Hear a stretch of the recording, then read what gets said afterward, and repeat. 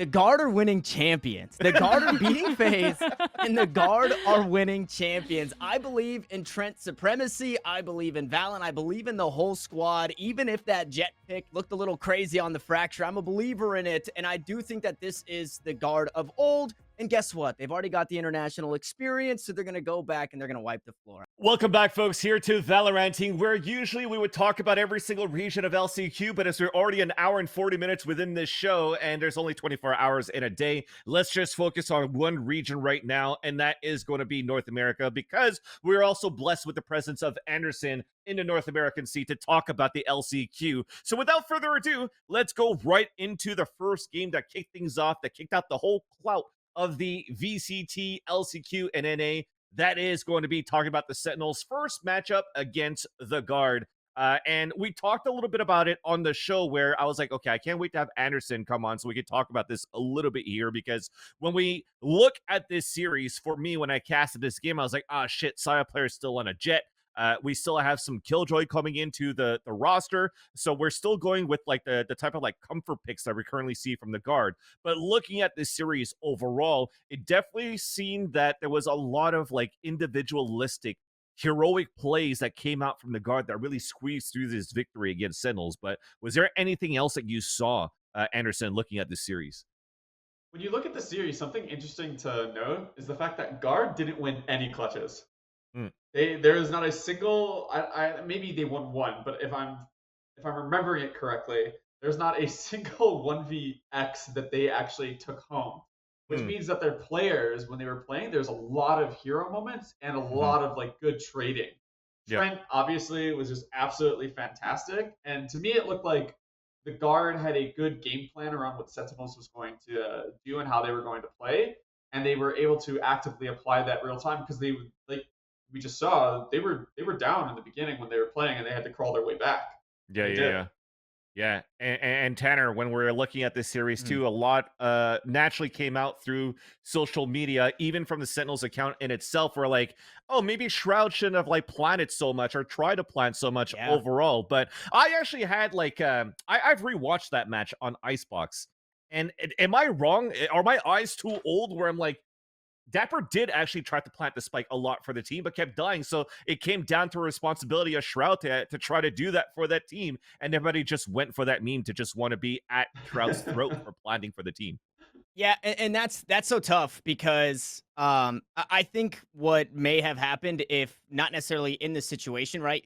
I do it myself, is just kind of like instinctually pick up the spike and then just run with it. So if nobody's really paying direct attention to that, you can assume that Shroud is not paying direct attention to whether or not he's got the spike. And then obviously when you're in a close game that literally went like crazy OTs and 2 maps, it's just kind of a lot for Shroud alone to think, okay, hold on, where's Dapper? Dapper, come and take this. And there's just a lot of moving pieces. I did, and not to kind of steal the hosting thunder here, I wanted, please go. hoping if possible, maybe Andy could give us what are your thoughts, being a player in the scene directly, on Shroud kind of joining Sentinels and the Valorant scene and stuff? Oh, I want to be careful with how I say this. Shroud's an absolute legend of a player. He and Sean Garris were actually 2 of the players that I watched early on in Counter-Strike back in like 2014 when I was in high school and getting into esports as a whole. So there's always a special place in my heart for them. But when he joined Sentinels, I think it was a little overhyped, because Valorant's a very punishing and unforgiving game. There is so much that you have to constantly be aware of what people can do due to the abilities, the ults, the economy system is different than CS. And when you come from playing ranked, going into like a professional team environment, it's very, very, very, very different. And like I said, it's very unforgiving and it's very punishing. So when Shroud got announced to play with Sentinels, I knew that he has the tactical FPS experience to be able to fit in, but I honestly didn't see him performing as well as everybody would have thought he was going to do, based on the role that he's playing, and secondly, based on the fact that he's just not going to have the same level of experience that all of these other players who've been professional in Valorant are going to have. Because again, Shroud's a legendary name. I think he's an amazing guy and he's an amazing player. but I think he's going to get better as time goes on. Where Mhm. his first debut, I kind of was expecting Guard to win due to the fact that their team isn't as ironed out as they would probably like it to be. Do you think that there was any amount of pressure on the team knowing that there was going to be a significant number of people watching? And given that there was, we had this 600,000 plus peak viewership. What do you think as a player is the best way of just kind of like pushing through that and not letting that pressure you? I actually don't even think that would have bothered Shroud because Shroud's so Mhm. used to Twitch streaming with Yeah. thousands of people watching him on the daily. I think actually I think it would have bothered the other players more, because again, all that pressure is on you. So it's like when you're going into that series and the fans are expecting you to win like 2-0, and the map is very very close and you're struggling, and then you start to make like a couple fundamental mistakes, or your trades aren't exactly happening as they should in flow state. It can definitely start to build that pressure on, but you kind of have to just isolate your mind and play as if no one's watching. And you Mhm. have to get into that mind state, because when you are thinking about other factors outside of the game, you're taken out of the moment, and then the moment you're taken out of the moment, you're no longer playing Valorant.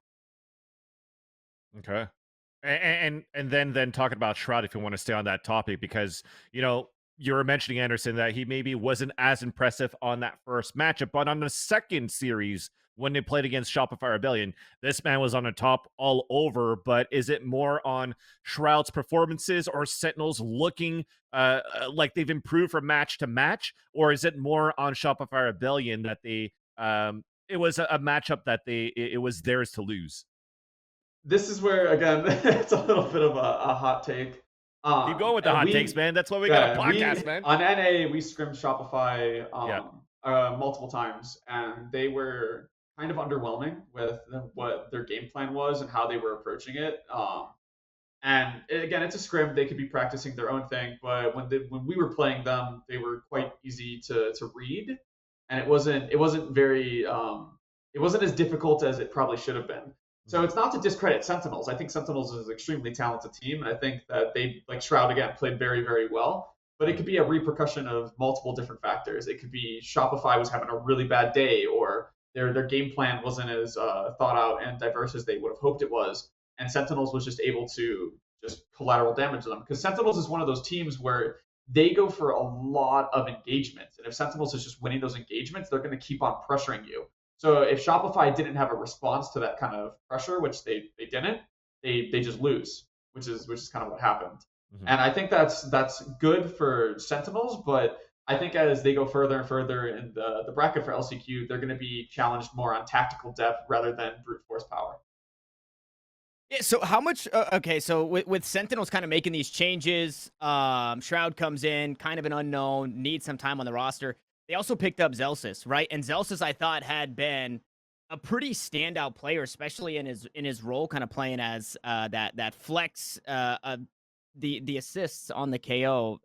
When I think of Ascent and KO, I think, Zelsis kind of just going crazy. Do you think like I guess how did you feel about that as well? To kind of bounce the same question, from Shroud to Zelsis now, do you think he's um stronger? I guess are we comparing him to Sick kind of, right? Like how do you feel about Zelsis?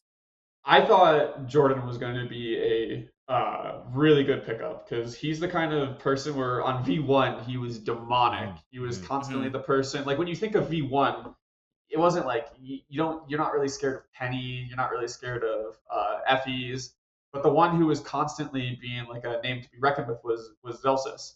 So when he joined Sentinels, again, you're adding to that brute force where it's like now you got Tens, you got Zelsis, you have Shroud, you have Dapper, you have Shaz. Every single one of them can take a game. Any one of them at any point could be the one to start dropping 30.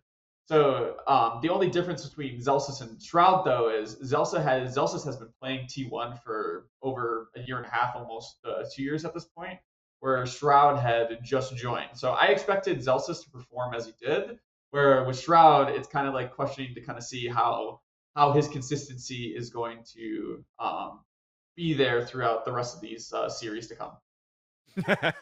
Yeah, exactly. And yeah, we were all wondering too, like Zelsis, did he actually join this team to be the best team ever, or just to get the check mark, which he finally got. But Hey, we got what? the answer as well, right? He got the check mark and he's playing super well. So that's actually really cool to see. And what I actually did like to see from Sentinels too was that they weren't stubborn with their compositions anymore, because for the longest time we criticized them. Oh, well, it's going to be Haven. We know what they're going to play. If it's going to be, continuously playing the Jet, continuously playing a mediocre Raze, or trying to finally bring like some Fade and stuff in. And you actually saw Sentinels come out with triple initiator, not only on Ascent, but also bring it out on Breeze. So the work that they're putting in as a team to just develop a deeper playbook is actually quite nice. And we actually had a chance to ask that question for Shazam as like, bringing more composition outs, trying to adapt to the meta, and maybe even trying to shift into a different meta. And let's see what he has to say about that. We want to add on to the stuff that we have. Now that we're playing matches, we're showing like some of the stuff in our strat book and our playbook.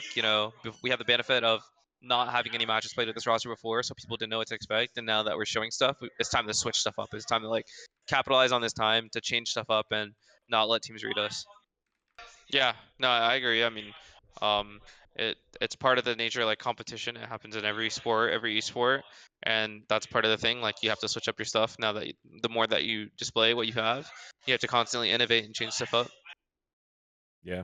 And that's why for me, when I'm listening to this so far, is like on paper, before actually being able to see Sentinels play their first official tournament, their first official game in LCQ, was like, they actually have what it takes to be able to play different roles now, if there's going to be any agent changes, any nerfs. So now that you finally have tens, for example, on a Chamber, if Chamber gets nerfed, then you could potentially put Dapper back into that Cypher role. Zelsis could go from playing a KO into a Raze if then they need a duelist and put the Chamber back into that. So your first impressions now looking at this roster, not only from the performances from the game, but do you think it's a deep enough core to be able to adapt to these different metas here, Anderson?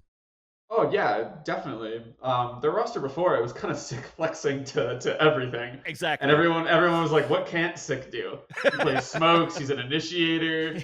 He could be a duelist. He was everything Sentinels needed." But as the game got further and further more complex, the roles become more isolated, where you need someone who can be more flexible with what they like play. You can't just have a strictly a duelist one trick or a chamber one trick. You need them to be able to be vice versa and swap. And now not only do they have a core that is extremely dangerous just on paper, but they actually have agent compositions that will allow them to have sleeper pick comps that can throw teams off. I think one of the best examples of this in the world right now is Paper Rex or Paper Rex. Paper Rex is a team that will quite literally swap up their composition to counter like pick against the players or the team that they're facing. And they do an amazing job of that. And Sentinels now has the players that could potentially give them that power to do that in the near future. And I think that's going to be something really dangerous and cool to be able to like watch happen as well as just play against. I have to say that, I've been a big critic of Sentinels over time, and one of the big issues that I've taken is the fact that they have seemed very inflexible and unwilling to kind of step outside of their way of doing things and their MO that they really set in early 2021. And this kind of feels like it's that time where actually they're embracing those changes. Was that something that you would have said that you also felt about Sentinels and are glad, or I guess not glad to see? Or was your kind of assessment of them a little different? No, I was definitely on the same page there, where Sentinels was a team that, in the beginning of Valorant, when I think they won not the first Masters. I forget which Masters it 2, was. it was Reykjavik. Yeah. They went Reykjavik. lossless. They are an extremely good team at their fundamentals, and they didn't need to incorporate a deep map pool or a deep agent pool, because where a lot of these teams were failing on their fundamentals, Sentinels didn't. So now that they're finally kind of realizing the error of their ways, because I think what they had was good, but they kind of milked it a little too long. Where they were prone to not making those changes because what they had been doing was previously working, and it was working really, really well. But it's really awesome to finally see them adapt to what the future of Valorant is most likely going to look like. Yeah, and now that the Guard versus Sentinels finished in that amazing series, couple of them into overtimes too, the Guard moves forward into the upper brackets, where even for me, I thought potentially even the Guard versus C9 was going to be one of those games where, oh, well, C9 pops off the way that they did towards LCQ, then they should be able to take this. While you're looking at this head-to-head on the first map having Fracture, I see Saya player playing a Jet. And I'm like, oh shit, man, this is gonna be a rough one for the guard to try to get. But they seem to have been able to have some sort of good system by having Jonah P play a chamber. And now it seems that it's Jonah P that's flexing into potentially what Six doing for Sentinels, playing roles after role. So what's your thoughts on seeing the guards' performances so far outside of their heroic plays and trading fundamentals? I think it's really cool to see, because I think Valen did an interview where he was talking about why they were just picking Saya and Jet, and it came down to something that I mentioned previously before, where it was you pick an agent that your player is extremely comfortable on. So when you put Saya on Jet, you're getting 100% the best kind of Saya that you're going to see, because that's his most natural role. And Valen was able to take the players on his team and put them on a role that they're going to excel on. And then he came up with a game plan that revolved around that. So even if the pick is unnatural, because most teams will run arrays due to the crazy amount of control you can get with arrays, Valen was able to call in a way that got the maximum efficiency for the players on their roles that they were playing with. And I think that is just awesome to see as an in-game leader, especially coming from someone as young as Valen is. Yeah. 19 years old or 20 years old as an IGL and doing that. And actually, we do have that clip that you're actually talking about, the interview that Valen had. So let's have a listen in from his mouth how they thought up of this process. I mean, we came out with a new comp that we haven't ran before. We have Saya on Jet. That's about it, honestly. It's just Saya's going out fragging. Everyone's playing well. I mean, we just have really good chemistry on that map. And I think that's why we're really good on it, is because, you know, everyone's really comfortable, and we came out with the surprise factor running a different comp, and I don't think they were ready for it. Yeah, I mean, the meta on Fracture, I don't think anyone runs Jet. Like, I haven't seen any teams run Jet. It's usually always Raze and Neon. But the system we built around the Jet works for us very well. And just having Sai on the Jet is just so strong for us. So we created a system that no one really runs, and we made everything from scratch. Shout out to MCE and Cupert. They do a lot of that kind of stuff. And when you make everything from scratch, teams don't know how to prepare for you. And even if the comp on paper doesn't look as strong as others, if you build a great system around it, you can make anything work in this game. And that they did against C9 on that series. And speaking of C9, because for me, they were a team that ran like a pretty unorthodox composition overall, with only having one flasher in their lineup for Fracture, for example. Do we actually see that overall C9 still maybe has lost a little bit more now that they have Curry playing instead of Zeta that moved over to T1? Or can we actually drop that storyline here, Tanner, where it's more about the guard's success than C9's performances? No, and I think looking at kind of the history of Curry and what Curry has done as a player, I thought that this would look just as good, if not better, with Zeta leaving and Curry coming in. It just seems, it feels like they're in a situation where Curry is unable to fill those same shoes, and not to kind of take away from what Curry can do as a player, but I think we've seen over and over, looking at the guard almost specifically, whereas sometimes it fits and sometimes it doesn't. And at the beginning, you could just say, Curry might just need more time to be implemented because the change happened in such a strange spot in stage 2. But now we're to those points to where it seems like maybe it's the pressure or maybe it's the role. Curry just, seems to be drowning.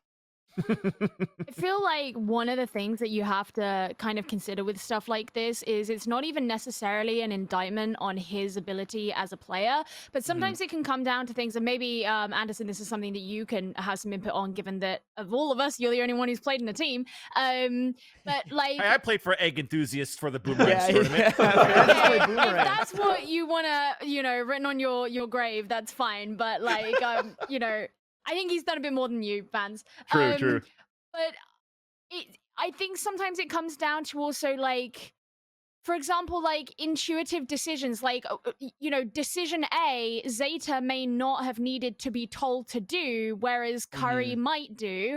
And there might also be decisions that Curry doesn't need to be told to do, but Zeta did. But just for the rest of the team and how it fits in with their calling and the way that they talk about things and mid round and stuff, it may be that those things that Zeta did/didn't need to be told fit way more in with the system of Cloud9. I think it's a mix of that and kind of what Valen was saying, because when you have a C9 had Zeta on the team for I think like a year, it was quite a long time, and when you have a player get so incorporated into a system like that, and he's so key to your fundamental success, especially as an initiator, and you replace it with another initiator player, the plug and play is actually quite difficult. Initiator isn't exactly an easy role to just plop in and immediately perform at 100% efficiency. I honestly think if Cloud9 had a couple more months to prepare for this LCQ, they probably would have been closer to favorites to win, because usually their core works really, really well. But right now, what you're seeing is just, you're kind of seeing like lackluster pieces mixed off with just like off timings of how they're playing it. But then when you also add the fact that Valen or the guard is building comps and game plans that they haven't run in the past, you're adding another layer to it, because now not only does Curry have to live up to the expectations that the team is set in front of him, he also has to change those expectations to the game plan that the guard is playing. Because when you throw a Jet on Fractured, when they traditionally run a Raze, and now the game plan's different, your game plan on C9 is completely different, and now it's kind of like you're playing mind games.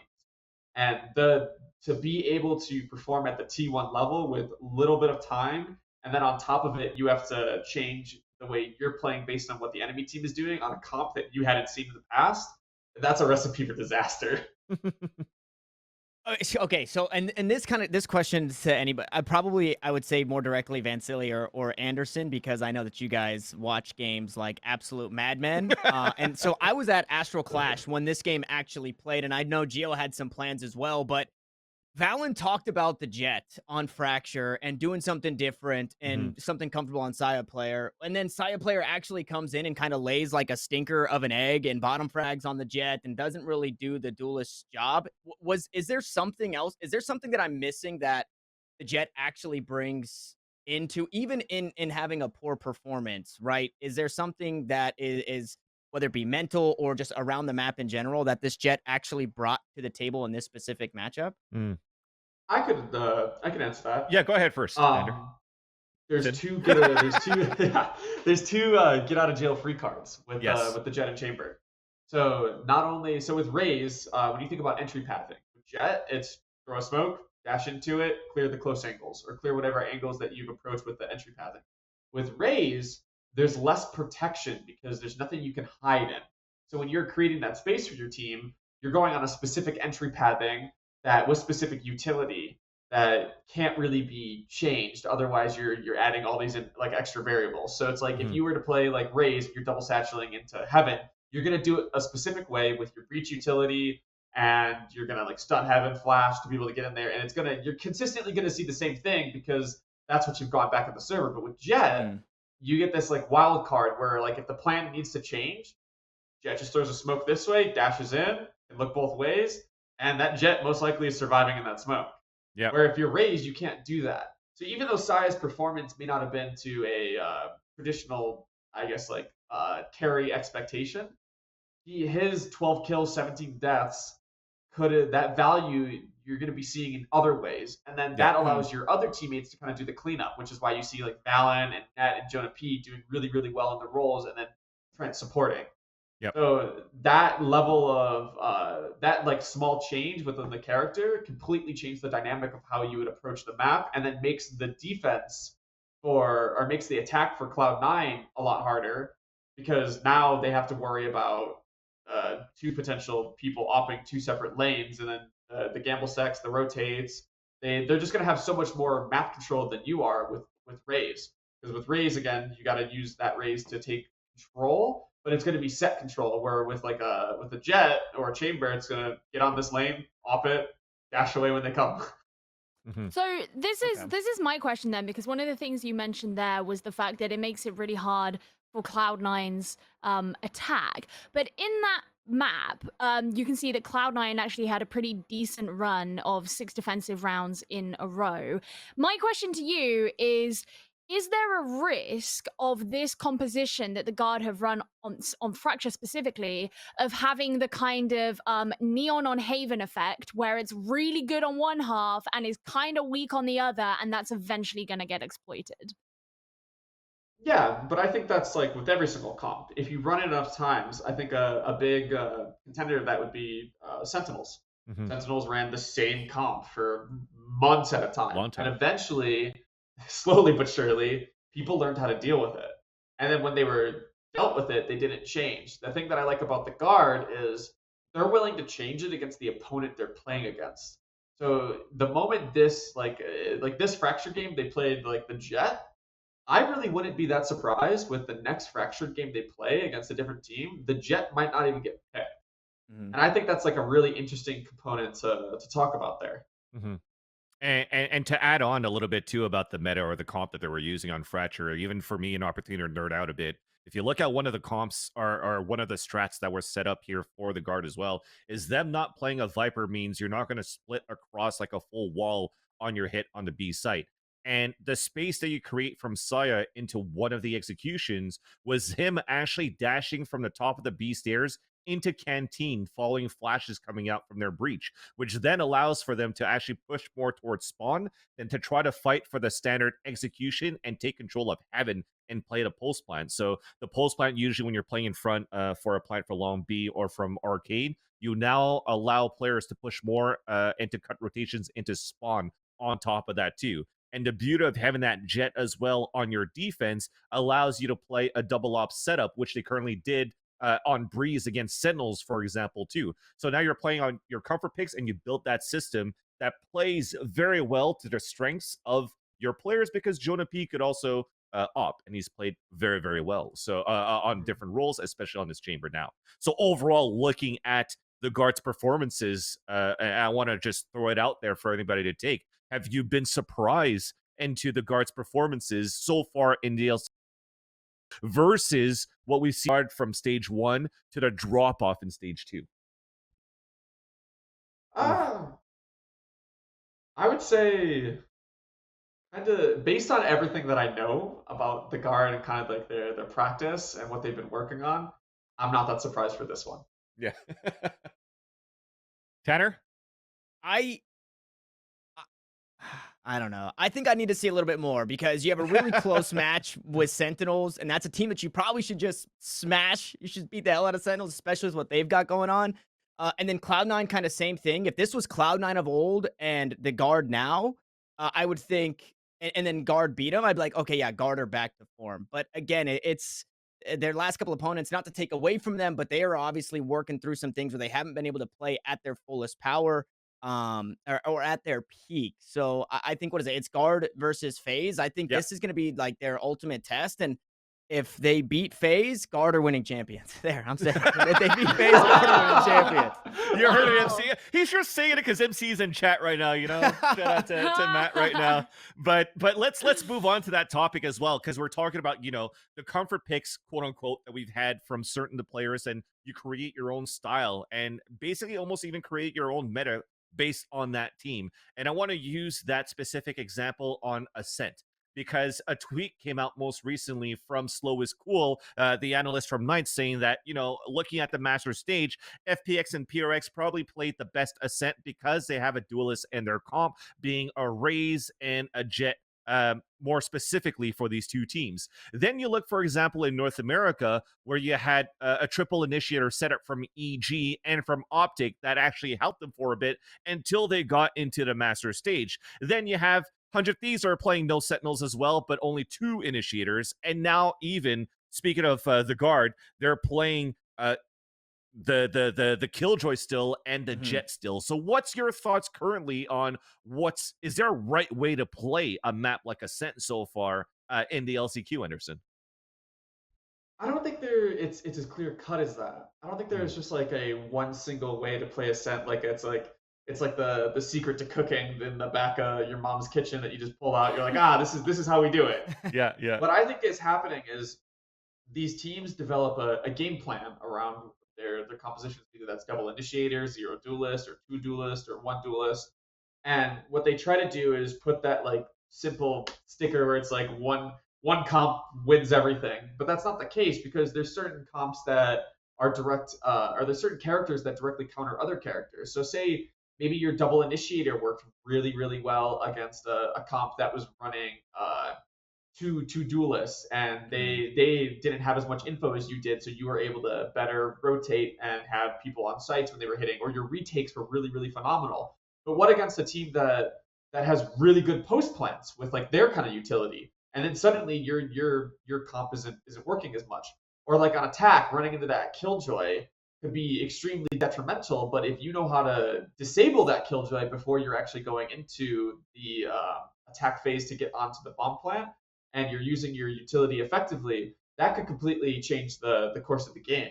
What I see happening is teams aren't doing a good enough job preparing against the player or the teams and their composition and their game plan, so that when you have these matchups, it really comes down to who's going to read the game more appropriately and have better, I guess, game IQ in their like micro decision making that allows them to then excel. And Gio, how do you currently see the format here and the evolution of this map being played on Ascent? Like, is the no duelist the way or not the way currently in I think competition play?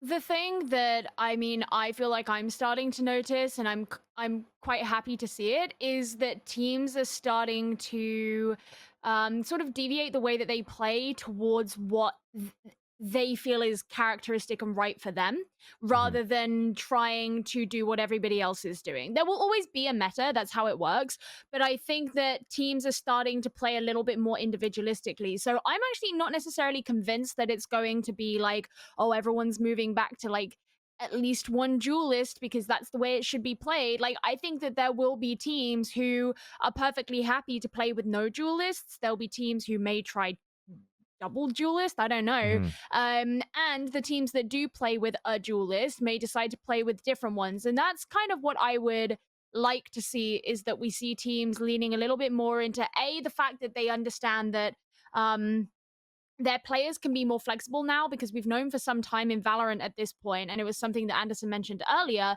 but we've known for some time in this game now that you can't just one trick a role. They're not entirely separate. There are blurred lines between them. And so I think the opportunity for flexing between compositions is a lot more abundant now. And also just teams kind of learning that, what works for them individually and where their own like domain boundaries are, in terms of, there may be agents that they feel their roster doesn't cover, and that's cool, but there may be agents that they feel their roster does cover, and so they might like switch between them. And I think, to be honest, that is probably the most powerful position that you can be in, is know that you have different options to you. And so whether or not that will happen, I mean, it looks like the trend is kind of going that way more than any other time in the past. But that's what I would like to see them lean a little bit more into. And I have optimism that it will at least be somewhat that way. Yeah, I also feel like, just as anybody does when we see these changes, right?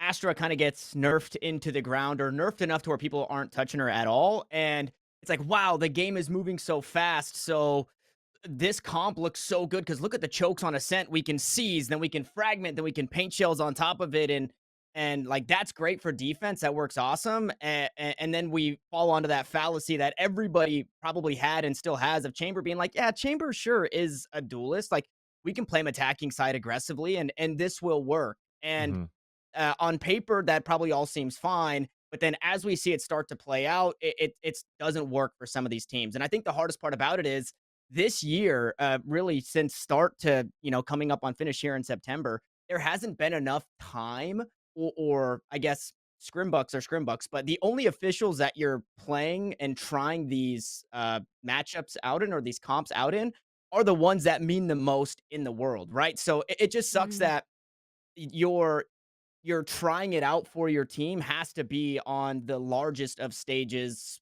in when everything is on the line. So I think with this year, and there being some downtime towards the end coming into 2023, barring any crazy changes between agents and maps and stuff like that leading into that, in that downtime, stuff can really be flushed out. Right now, it's kind of just, hey, this looks like it works. Okay, it worked in scrims. Now let's go play it in officials. We got shit on. Yeah, and speaking of getting shit on, it was like from map to map between the 100 Thieves and FaZe until we finally saw like some. I would like to say that even though it was domination from FaZe on a one-sided end on the third map of Ascent, we still had a pretty good, entertaining matchup just on how Baby Bay's performance on this map was against 100 Thieves. Somehow always managed to get behind enemy lines, but I think his pistol round with the Sheriff just shows like that same type of like working the economy for FaZe is part of their game plan with this type of composition. And what I'm trying to get at is trying to farm these kills on Baby Bay on pistol rounds so that he could have Bladestorm or at least a Vandal on second round and then Bladestorm on third guaranteed, so they could always have a very strong buy against any type of like bonus rounds they'll have against our opponents. Will allow for them to come back within this game. Therefore, them winning 11 rounds in a row on this third map against 100 Thieves to be able to beat them and move on to face against the guard in the upper finals. So, Anderson, did you see anything else outside of Baby Bay just owning on Ascent? Was it just 100 Thieves just not looking the best here? It's kind of funny because when FaZe is a team where I had the pleasure to work with Xavier or Flya for a couple weeks before he actually got promoted to play with the FaZe guys. Yeah. And the way Flya likes to, because Flya was calling for us, and the way he likes to orchestrate a lot of his strategies is they're heavily thought out, and they're meant to set up your duelist players to really have success. And the way, from what I know, what he told us about, is FaZe is a well-oiled machine to allow Dicey and Baby Bay to frag out. And when we were watching this game, it's actually funny. Our assistant coach Alex, the moment when it was 9-3, he was like, "If FaZe win pistol, they're gonna win the game because that's gonna get the momentum rolling, and then their FaZe is gonna take entire control of kind of the pace of the game, and they're not gonna let 100 Thieves do what 100 Thieves wants to do, and FaZe is gonna win." And we were kind of laughing. We're like, "Oh yeah, we'll see." Like a 9-3 curse, like the jokes about it. But then as the round started to stack, it was like FaZe just had complete control. There was nothing that 100 Thieves was doing that was allowing FaZe to kind of get on the back pedal. The entire time, it was just like, all right, Baby Bay got that 3K, he won the pistol. It was like, all right, pedal to the metal, and they just went the entire way. Yeah, and they definitely did at that because I was saying during the stage 2 when we were looking at FaZe's performances, because they were doing almost like a reverse sweep into the group stages because they played the strongest teams at the beginning, was like, how do you shut down Baby Bay basically on piss around, and how do you shut down Dicey on the anti-eco or on their eco if you're able to shut down Baby Bay, because Dicey with the headhunter could actually turn things around as well. Him having the most first bloods basically for the team too when you think it should be Baby Bay. And you already saw the ACS there. I think he only had 2 kills on defense for Baby Bay at that point, and then dropped like 20 kills. It was fucking sick. And even like one of the rounds where he flanked and updrafted on top of Stellar's wall to actually kill people at the B site. That shit was fucking awesome. That's some of the stuff that you just see on the fly that Baby Bay will just do, and it's just like, oh shit, just Baby Bay things. But I feel that it's definitely stems like even deeper than that as well. When you saw the performances of 100 Thieves in their defender or their attacker half, sorry, of this very map. And we actually do have a conversation, or we have a conversation. There you go. That's the updraft that I was talking about there. So we did have a conversation with Mike HD, the analyst of 100 Thieves, and let's see what he had to say as they digested the results there after the third map against FaZe. Sure. So I mean, we even made some mistakes on the first half of Ascent. It could have definitely been a lot closer. You could argue that last round too, I think we're up at 5v2. We could have booked that way, make it a 10-2. I think overall it was a lot of, I don't know if it was overconfidence going into the next half. I think we're pretty like even keeled when it comes to that. I think On second half as well, we slowed down a lot compared to our normal pace. Like I think if you would compare our sent half yesterday on attack versus NRG versus the one versus FaZe, they were very timid today. It felt like, and again, if you hesitate versus the FaZe guys, there was a lot of times where I felt like we were in really good positions. We were just like 3v1 swinging poised on Cat. Same thing with Baby Bay and Market. And then, you know, if your spacing's not right or if you're stacked on top of each other, we're just getting sprayed down every time. So it felt like a lot of mistakes like that on our end. And obviously they just punished it all. But I think playing a lot slower, a lot more timid was part of the issue because obviously we don't have a duelist. So you have to take space where you can get it a lot of the time. And there you go. I think being timid against FaZe is probably something that you can't do when FaZe their whole strat revolves around not being timid and just shove shit down your throat when they're playing as a group. So I thought that was some nice insight coming in from Mike's, and we'll see how they're gonna do now in the lower bracket run for the LCQ. But overall, when you're looking outside of Baby Bay and outside of Dicey, there was still great performances from Superman, for example, or Tanner, because Superman seems like he was bringing out his performances from the Superman from LCQ of last year with Rise from the past. Yeah, and I forgot where I'd seen this. It was on that map. Okay, I think it was like the defensive half of that map. Superman's headshot percentage was just insane. You know, it's one of those things where FaZe have a strong 5, but like Andy had said, right, they look to set up Dicey and Baby Bay. But even in the rounds where Baby Bay would die early or Dicey would die early, Super was always there to clean things up. The casters or the analysts, I think it was, had said it that coming into this, Super looked like the best, and walking out of this, even though the numbers, weren't a 30 bomb from Super, everything else that he did, I think kind of keeps him at the very top there, saying, yeah, Super really is playing the best in the tournament right now. Yeah. Nice, yeah. And honestly, that's like one of the scariest things about FaZe is if you give them an inch, they will take a mile, and if Dicey and Baby Bay don't pop off, the other ones will. Yeah. So it's like it's a 5-man threat constantly, where it's like if you give them even the slightest bit of hesitation, like Mike was saying, they will take it and they will run with it, and then you'll be wondering how the heck did they take away that lead? And they do, and they'll do that consistently. Like also on with the Superman especially is like there is really something that kind of highlights that consistency is if you look at the statistics from the Ascent map, you look at things like, okay, yeah, Baby Bay, he got 2 4Ks and he's this big flashy player, but the fact that Superman got 5 2Ks I think is also says quite a lot. That's the highest number of 2Ks of anyone in the server. Now usually you'd expect a good player to maybe get like a few, but I think getting that many, that is the difference between having a substantial man advantage in a round and not. And so for that to be something that he did so consistently within those rounds, I think is also something worth noting.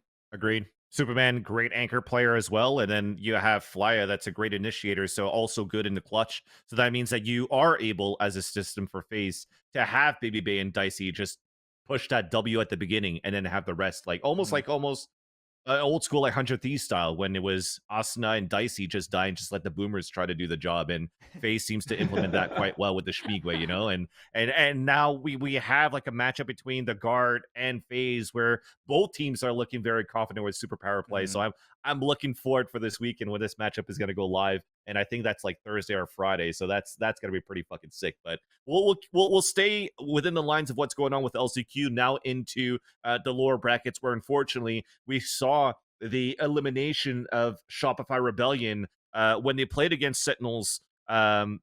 What was it, Sunday or Saturday? That said, though, this is a nice little revenge match for Sentinels too, because the last time that these two met against each other, it was Shopify Rebellion, also known as Luminosity the Pass, won the last 2 encounters against Sentinels. So a brand new roster, brand new comps going into this one too, where unfortunately a brand new comp with Yoru on Breeze wasn't really the FPX way, where there was a little bit of a success from FPX with Angel playing Yoru from there, Tanner. Yeah, this definitely didn't yield the same results. I also think that is one of the scariest spots to be playing Sentinels.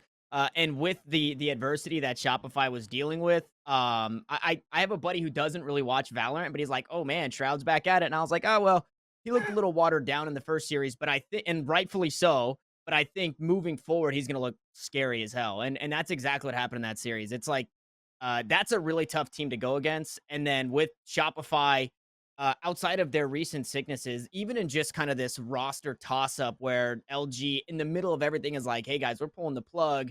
And then the players are kind of just like left to figure it out. I obviously don't know what went on behind the scenes, if Shopify was always going to take over, but I think there was just so much more to think about for, these five, I guess six coach involved, than just, hey, let's focus on LCQ. There was a lot going on behind the scenes. Yeah. Sick being one. The other one is like, okay, well, even Shopify Rebellion did move into the next stage of the partnership program conversations with Riot. So maybe that's a little bit less behind your mind when you're actually playing the game to try to make it to champions in Istanbul. But it's still going to be one of those lingering moments of like, oh shit, if it's over now, then it could potentially be over for us, even moving into 2023. But looking at this matchup overall, when you're seeing Shopify Rebellion play against Sentinels and you see this composition on Breeze, even at some point, there was like 4 players walking inside Shroud's Viper's Pit on Breeze when Shroud was holding the defense on A. And I was like, why the fuck are we just walking into Viper's Pit this way to try to clear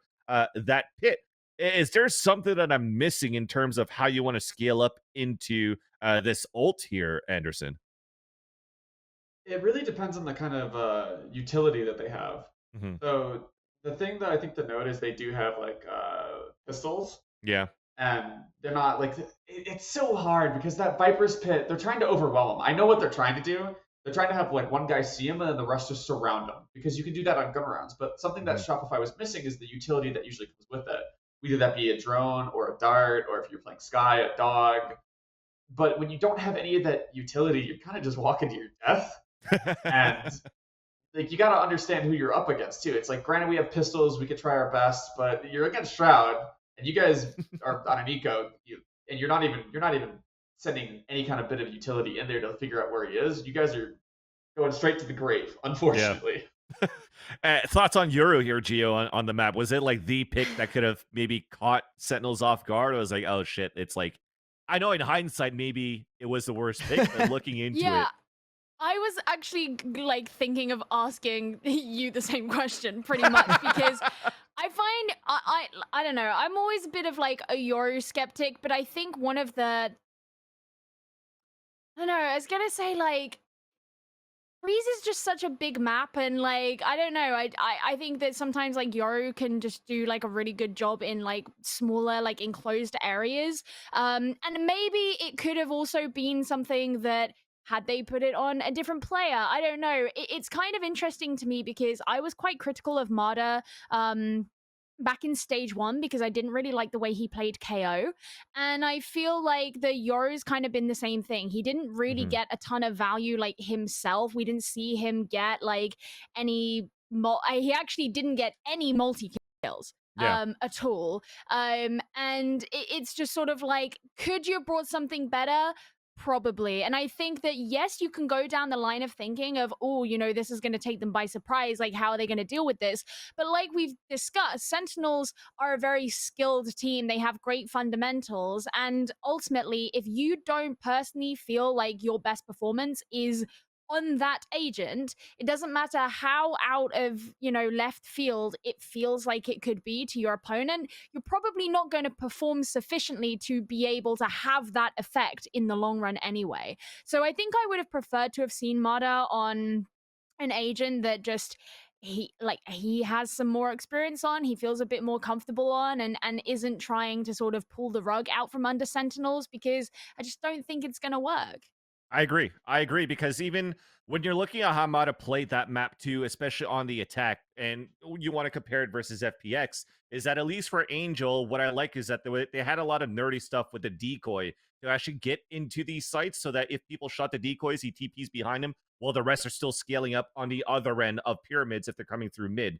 But what Mata was kind of doing was just throwing the decoy randomly like 30 seconds or 10 seconds into the round, where it's not going to do much except for like footstep fakes that we actually never really fell for Sentinels. And the time that they had the best value out of the Euro kit was when he actually ulted and laid all of his utility against 10s behind Pyramid, where he actually got the kill. But an ult is going to cost 7 ult points. So you're only going to be able to do that like once or twice within the half, where there you go. They didn't have like maybe the best results going into Breeze with how they wanted to get their attack their attack side going. Sorry, because what, they got 1 round actually on attack, if I'm not mistaken. So I think that maybe I'm along the lines of maybe what you're trying to pull out to try to win against Sentinels should have been something outside of this this Yoru.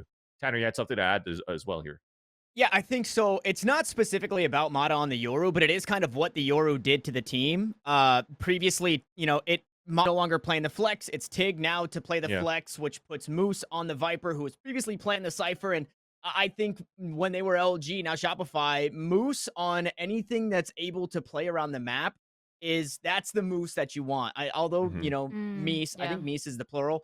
It's supposed to be sneaky. Moose is. And Moose is so good at lurking.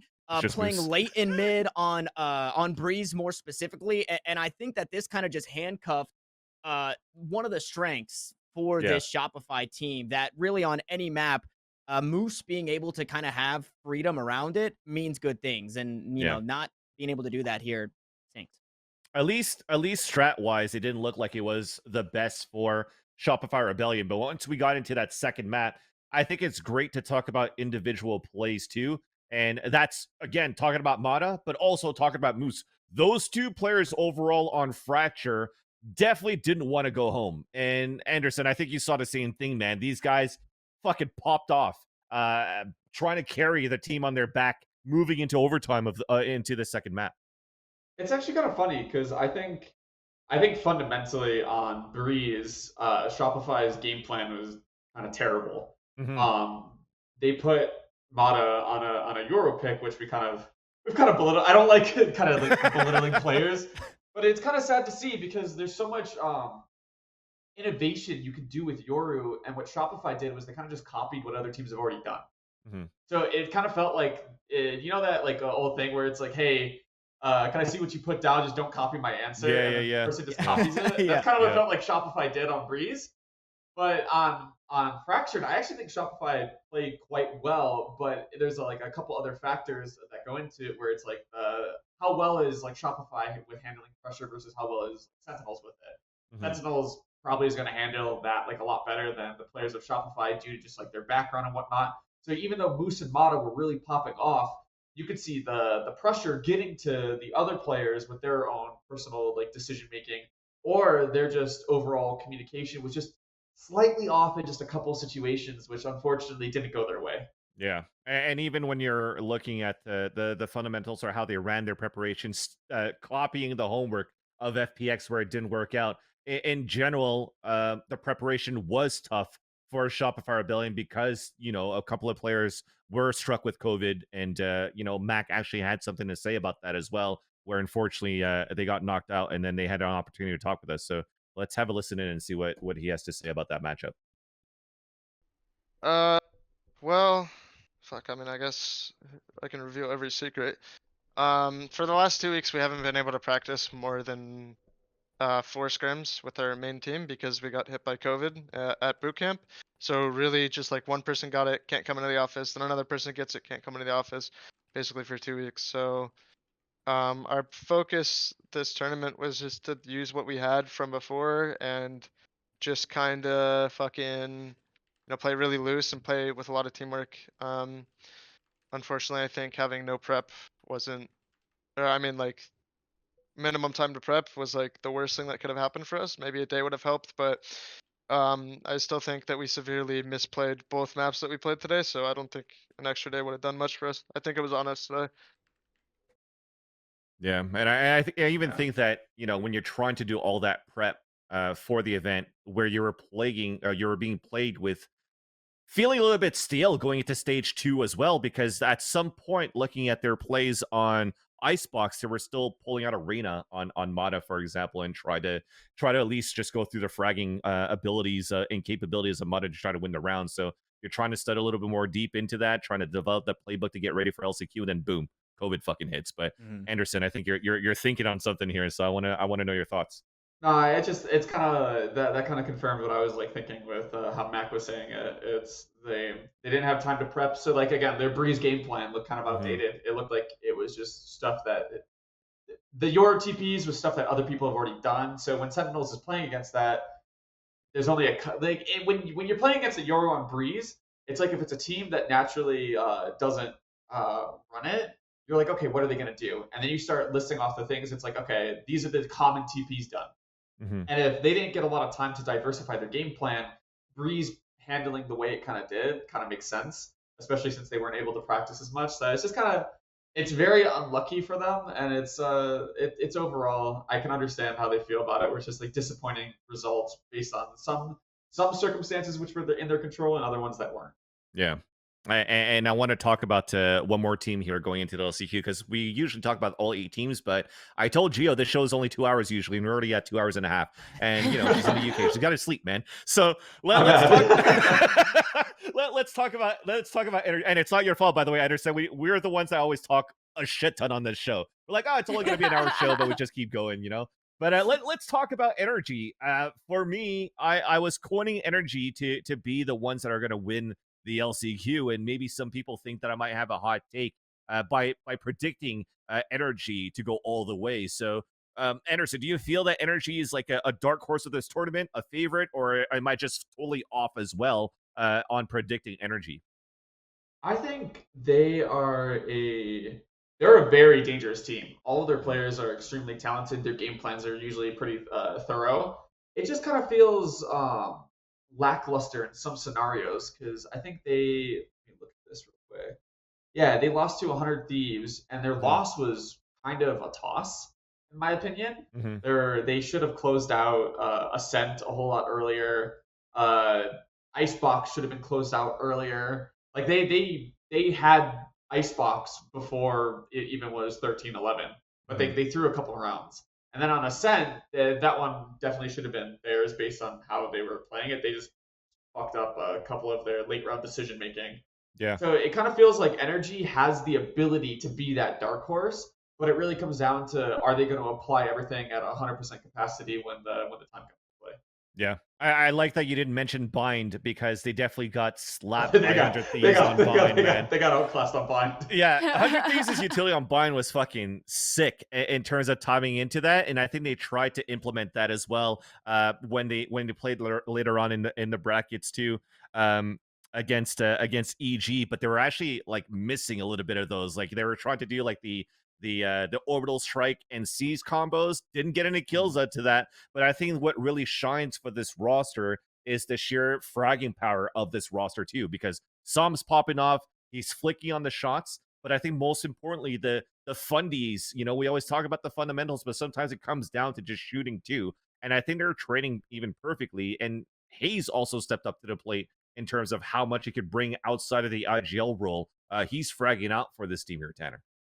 Yeah, Hayes, like I was gonna say that about like the EG kind of, not that he drug the team across the finish line, but he really was leading by example. I think there is a little bit of awkwardness when we talk about the 100 Thieves bind where he's playing the Brimstone and then they run it against EG and he's feeling a bit more comfortable on the Astra in that matchup, and he does really well. And I'm happy to see teams start to wrap this Astra back into kind of the meta because, as I said before, she was nerfed a little bit to where teams didn't want to play her at all. Now teams are still finding ways to kind of work her in.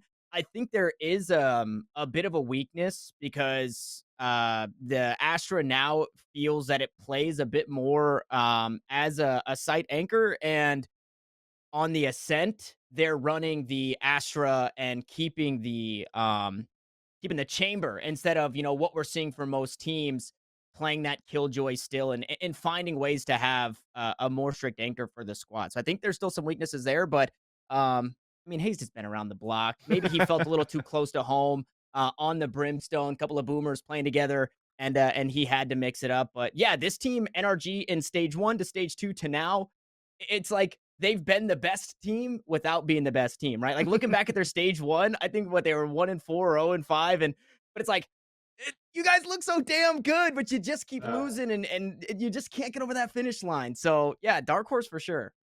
I think, you know, what I wonder with NRG is, you know, yes, they're an impressive team and they could make a pretty decent lower bracket run, especially with what we were talking about, Cloud9 just seeming to have a missing piece. Like, it's entirely possible that they could beat Cloud9. But my question is like, let's say they do this lower bracket run, they get to the grand finals, and they're facing FaZe Clan, who are the team that eliminated them from stage 2 of challenges, when people also at the same people for then were like, oh, you know, NRG, they could like make it the whole way. Do you see them beating FaZe Clan? Because I don't. That's the problem. Is it's like, it's not that I don't think they're a good team, it's that I just personally don't see the outcome being that NRG are going to walk away with the win for LCQ. Yeah, I think on paper, when it comes down to what could be improved for a team like Energy, as we're talking about in the chat with Jovi and Costa, by the way, is like maybe a little bit better utility usage from Energy could definitely prove for them to be a dark horse in the server. But on the other end, even for me, it's the same thing for FaZe Clan. If they work on a little bit better utility, they could be unstoppable going into the LCQ2. And it's a lot of like that brute force W gaming from Baby Bay and from Dicey with the chamber. And now on paper, head to head, you have Dicey versus Tex. Tex actually has been having a pretty decent playoff performance versus a lower playoff performance that we saw during stage 2. And of course, little mistakes like this when you're trying to time the spike and try to get the defuse. But I think at that point, you might not have enough time there for Hayes for the defuse. But again, on paper, when you're looking at these fraggers head to head from role to role, I think it's actually still pretty even. And I want to bring it to that question, actually, because we just saw the bracket and it starts again this Thursday. So the final thoughts, the teams that we actually thought was going to make it into the end, are they still going to make it into your eyes? So I'm going to go around as we have new guests coming on here as to with the remaining teams, who do you think is going to win the LCQ now, starting from left to right? I'll start with you here, Gio. I think right now would probably put it at FaZe Clan. I think that the Guard have been really impressive, but when, I don't know, I kind of look at the ways they've won, and I don't know, it could be either. I think it will be one of the two upper bracket teams. I don't think it's going to be a lower bracket team, but I would probably put my money on FaZe Clan right now. All right, Tanner? So somebody in chat called me out. It was okay, Bebo or Beb Overwatch, as we like to toss around, said that I'm not giving enough credit to Sentinels, and maybe I'm not. So with that, you know what? I'm going to take a step back and I'm going to say Sentinels look just as strong as any other team should look. Sure, we'll just throw that on the table. So with that, the Guard are winning champions. The Guard are beating FaZe, and the Guard are winning champions. I believe in Trent supremacy. I believe in Valen. I believe in the whole squad. Even if that Jet pick looked a little crazy on the fracture, I'm a believer in it. And I do think that this is the Guard of old. And guess what? They've already got the international experience, so they're going to go back and they're going to wipe the floor. I Guard, LCQ for sure, and then champions in the future. Anderson? I think whoever wins the upper bracket, like final, the upper final, is going to be the one who makes it to LCQ. And my reasoning for that is, if the Guard is able to topple FaZe, they're going to not only have the confidence that they deserve to be there, but then that's going to get them to rally to basically, that's going to get them the advantage of being in the upper bracket. They're going to get to watch all of the games that the other teams are playing and then pick out the tendencies and be able to top that. If FaZe is able to take down the Guard, I think, is going to have a harder time beating them again, because FaZe, again, is the team that if you give them an inch, they're going to take a mile. So when you're playing against them, if the Guard's trying to abuse their tendencies, FaZe Clan will just swap up those tendencies on the moment and then kind of reverse your own plan against them. I think the lower bracket runs are going to be cool to see who gets there, but I don't think the teams in the lower bracket are going to have the same consistency as well as in-depth game plan. The only one that's going to be close when it comes to having a really in-depth game plan is 100 Thieves, but I would say I'm gonna have to go with FaZe Clan. Ooh, okay. And also, don't forget here, chat, that whoever wins the upper bracket final matches has the opportunity of having 2 ban picks, right? If you're going into a BO5. So if you're following that formula, then you have definitely a stronger map pool to play against your opponents. But I think that's why, I know that's why this is going to be Energy being able to win back into the lower brackets, because we've only seen Energy play 3 maps so far, Icebox being one of them and being very strong on that one. But we haven't seen them play Breeze. We haven't seen them play Haven, where the long range corridors and the open map actually benefits players like Som, benefits players like Tex. So it doesn't really matter what map they're going to have to play against the Guard or FaZe into the grand finals. Energy are going to champions here. So with that, we're going to have to figure out what's going to happen once the action starts here on Thursday. And there's going to be some action pack going on into that one. So Anderson, I want to say, thanks so much, man, for your time to come in and hang out with us today and give us your insights on, your path to pro and how you currently see the ecosystem of Valorant outside of the partnership program. I want you to take the time, and I was gonna do like almost a hot one. It's like this camera. Tell us what you got going on for you here, Anderson. Well, no, I just want to say once again, thank you for giving me this opportunity to kind of share a little bit about my insights on the tier 2 scene and champs and all of that. And I don't know what in store the future exactly has, but I'm going to be very excited to showcase what NA has been working on for the past couple of weeks and the leading weeks into the 50K LAN in Philadelphia. And then from there on out, again, it's going to be a journey, but I'm happy to be on that bandwagon. Hell yeah. Super happy for NSG to continue to provide some tier 2 tournaments or even just tournaments outside of the VCTs to support the ecosystem. Whereas, for example, we're still waiting for the announcements coming out from Riot when this calendar is going to happen outside of the VCTs for the Reignition series. So we'll have to stay tuned for that. But that's going to end it for today. Tanner, Gio, Anderson, thank you so much for hanging out with us here for another episode of Valoranting. Big shout out once again for Twitch and also to Juke.gg. Make sure you follow us on socials at Valoranting and also on YouTube. And we also have the recording that's going to be able to be rewatched on YouTube, as well as our listening audience on Spotify and on Apple Music. So thank you so much, everybody. We'll see you next week for another episode of Valoranting at 2 p.m. Eastern Standard Time every Tuesday. Peace!